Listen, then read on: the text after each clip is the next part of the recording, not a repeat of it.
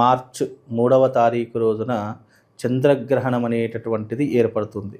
ఈ చంద్రగ్రహణం అనేటటువంటిది గనక చూసుకుంటే శ్రీ విశ్వావసు నామ సంవత్సర పాల్గొన శుద్ధ పూర్ణిమ మంగళవారం రోజు, ఆ రోజు హోలీ పండగ.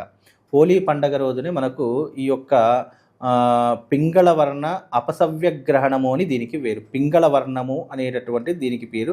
అపసవ్యగ్రహణంగా ఏర్పడుతూ ఉంటుంది.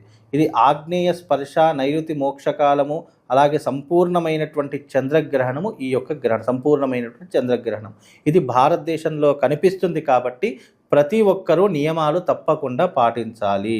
అయితే ఈ యొక్క దీని టైమింగ్స్ వచ్చేసి కనుక చూసుకుంటే ఒక్కసారి దీనికి ఆగ్నేయ స్పర్శాకాలం అంటే గ్రహణం పట్టేటటువంటి సమయము మధ్యాహ్నము 3:20 గ్రహణం పడుతుంది.